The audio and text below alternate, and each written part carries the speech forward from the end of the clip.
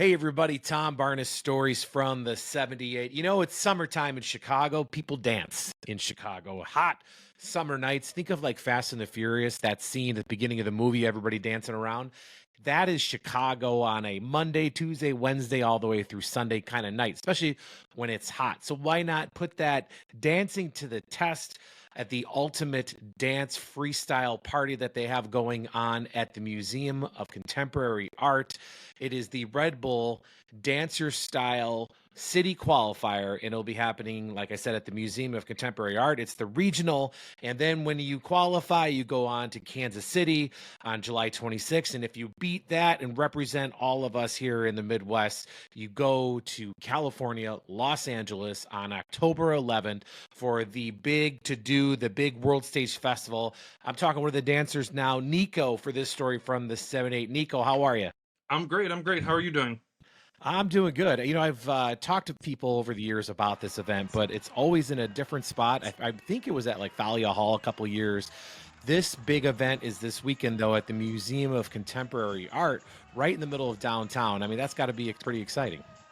It really is. Yeah. I mean, as a performer, I've I performed in shows and I've also produced shows at the Museum of Contemporary Art. So to go into battle mode, which is something I haven't been doing as much until recently, is really exciting to be at the MCA for that. So how does this work as far as like preparation for this? You mentioned that you've produced things, you haven't done a lot of dancing. Like, do you always have like moves like or routines in the back of your mind that you want to like put down on paper, so to speak, to have a dance that you do? Like, and how long do you guys have, and how does the whole thing work? Yeah, well, no, so I'm a very consistent dancer. I just meant like this is a different mode. Like as a tap dancer, I teach, I perform, I choreograph, I travel, but battling is totally different in our world versus the dance world overall. Like but preparing, I always keep my tools sharp. Every Sunday I have what we call tap church, where like I have two separate sessions with like my mentor. I have one in the morning, and then with my company in the evening. So I'm just always, keeping myself sharp and trying out new things. And luckily, I'm a innovative tap dancer, so I'm creating new steps or new approaches, at least for me. But the way that this works is going to be where it's a bracket system, and then it's one on one, and you get from, I believe it's 16 people down to two for the final round. So you're one of 16 going into this weekend? Yes, sir. Yeah. Man. And you said you did tap? Yeah, so I'm a tap dancer in Okay. particular. Like these are all tap shoes behind me, All and right. yeah. So it's actually I'm the second person to battle in the Red Bull Dance Your Style battle as a tap dancer. No, that's awesome, man. I for some reason, you got tap like over here, and then you have like other forms of dance. I would not, and I apologize. I would Hmm. not initially think a tap dancer would even be in wanting to do this, or it's like it seems like so far out of. But then when you really think about it, it's not. It's all dancing, and Yeah, you yeah. can move your body in ways that a lot of dancers can't because of tap, right? Yeah, well, it's interesting. Some people see it as an advantage. Some people understand that there are disadvantages to being a tap dancer and doing it properly. Like we are musicians, so like a drummer, I can't just go out there with my sticks and no drum and just start beating on things. So like I need my shoes, but then I also need a floor, and then I need a microphone to be amplified. So unlike any of the other dancers, like it to do it properly, it does require a little more logistics. But this is the original street style where tap dancing was literally developed in the streets. We just learned over time tapping on concrete is not healthy for you, and if you want to have a long-standing career, you shouldn't just try to prove that you could just tap anywhere at any time. Wow, you just taught me something. Thank you for that. So For sure. tap dancing started years ago and has evolved to dance over time because of the sound. Is that what you kind of were saying? Well, tap started as a dance and a music and movement thing. Okay. Um, but as it's adapted and changed, we started like it literally started in the streets of like New York and New Orleans and all that. And people would just like put bottle caps under their feet or coins, under their shoes before we actually got the taps themselves. Right, right. Okay. So we just changed to now we have like wood is what we dance on, taps are what we use. So our tools have upgraded. So, I mean, this has got to be a huge deal for somebody in anybody for that matter to be in the Mhm. 16, one of the 16 brackets. But even more so if you're representing your company, right? Yeah, yeah, for sure. I mean, I I have I have a lot that I'm representing. First, yeah, I would have to say that I'm not just like another dancer who goes in and you're representing pretty much yourself and your crew or your company. Like I'm representing an entire dance form, that sometimes can be underrepresented. Period.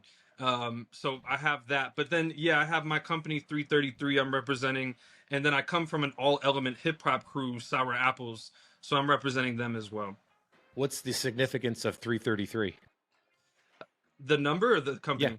the number. The number it's an angel number, so Yeah, it it is. speaks to yeah, it speaks to many different things. Yeah, I assumed you knew what's up. But Yeah, yeah. 333 speaks to your ascended masters, and we as tap dancers are always acknowledging those who have come before us, our pioneers. So that number, when you see it, one of the many things it means is that your ascended masters are watching over you. So we want that as we move forward with our dancing and the art form, that our pioneers are still there with us in spirit.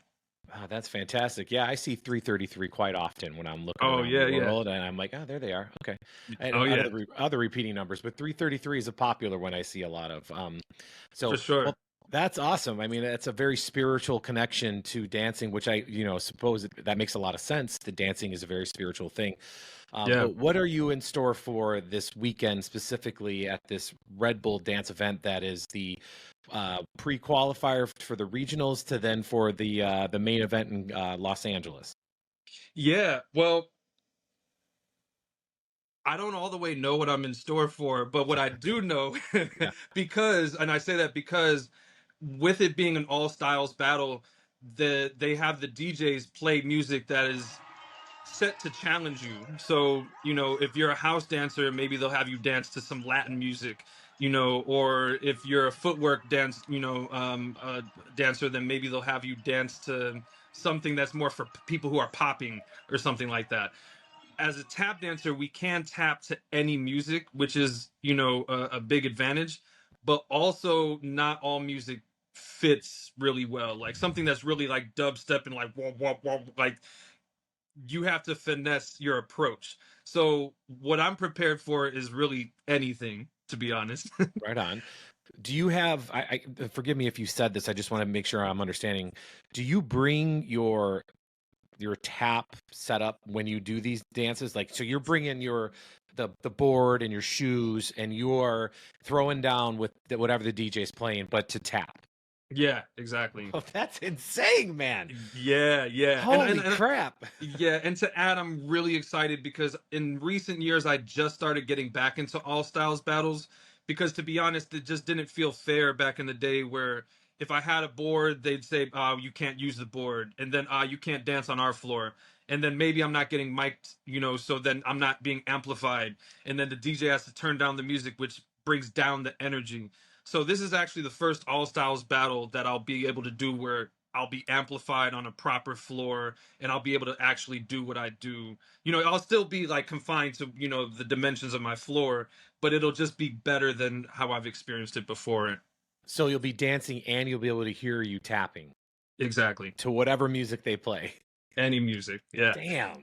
That's some shit right there. Oh I yeah. mean, Yeah. Yeah. Yeah. Yeah. that's wow, that's impressive, man. I mean, so you just have to be able to just go with it. You just is a lot of just reacting versus overreacting or feeling Yeah. it. Yeah, yeah, just just vibing. Like, I'm also just trying to have a good time. Like, I'm not gonna lie, it is interesting. A lot of the competitors in their posts are saying, "Let's just have a good time." Like, well, yeah, I want to win too. I Yeah. don't know if y'all are just chilling or you're just trying to like keep for public appearances to sound good.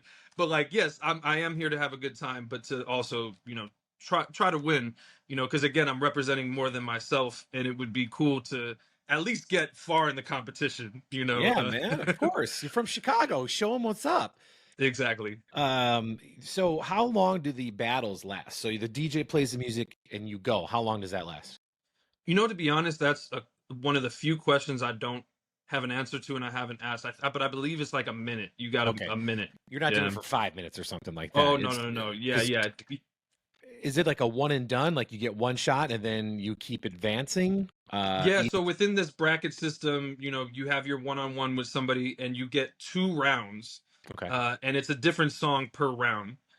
And so you get, yeah, like a minute. They give you like a 5 4 3 2 1 countdown at the end.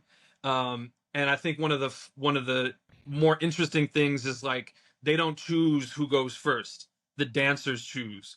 So Oh. sometimes you get dancers who are just like not feeling the song or waiting for the other person to start, before. So they have the advantage of responding, like especially with the audience voting as opposed to professional judges.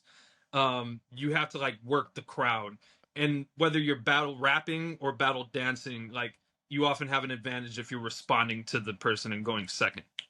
So say it's your turn and so is it you're facing somebody and you get Mhm. to decide who gets to go first based on Yeah. the song. So do you just start sometimes and then somebody's like, "Well, what the hell? I wanted to dance that song too." And you're like, "Too bad, I'm already going." Like, Right, right, does right. that work like that?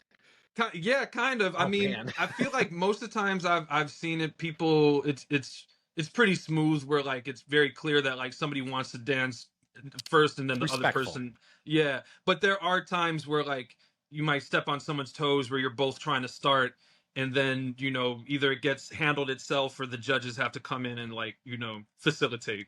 So for somebody who's not seen this type of tap dancing, because this is a little different than what I think a lot of people know, what would be a For sure. song that you would dance to that would be your ideal song? Well, so here's the thing. Tap, we come from the jazz era, but I Okay. also dance to a lot of various styles of music. So if it's like jazz, there's something like In Walk Bud by Thelonious Monk. Hmm. If it's like house, then something by K Tronada. If it's hip hop, it could be a mix of anything. You could do some Kendrick Lamar. Like I did an All right. all styles battle in the summer where they played Busta Rhymes, that song that he had people like trying to rap as a challenge. So I'd match the raps with my taps, which made everyone Ah, go crazy. I So bet. yeah, there are ideal tunes, but yeah, it's all about being blessed by the DJ and luck being on your side. Oh, you got at the mercy of the DJ as usual, right? Yeah, yeah, for Well, sure. hell, man, I wish you nothing but the best. I mean, this thing's kicking off on the 28th at the Museum of Contemporary Art. What time is should people head down there to get? I imagine the earlier you get there, the better spot you get. Yeah, yeah. The event kicks off at 4:30. I believe doors are at 4. So yeah, depending on how they have things set up, but just in general, like if you want that like front row experience, you want to get there as close to 4 as possible. And do you know what time within that frame that you're dancing, or is that all figured out the day of? Was it like a coin toss or what? Right. Well, actually, I didn't know this as a patron in the past, but the night before they have like a welcome dinner and they're announcing the brackets. So at least like the first person you're battling, you get to see who that is. It's kind of, I don't know why, but I got a vision of like, do you remember the movie Karate Kid where Oh they're yeah. at with the all valley final and they have all the brackets and all that stuff? And I mean, Oh yeah. you're going to do it your own way, but it's the vision in my head. I'm going to have to wait and see it in person to then supplant that image with what's going to be happening on the 28th. Nico, nothing but the best of luck to you, man. That sounds so fun. Appreciate you. Congrats for getting into it. And what's the name of your your company that you represent? Yeah, 333 is the name of my tap company, and Sour Apples Crew is the hip hop crew I represent. All right, man. Much love. Good luck, sir. Thank you. Thank you. Appreciate you.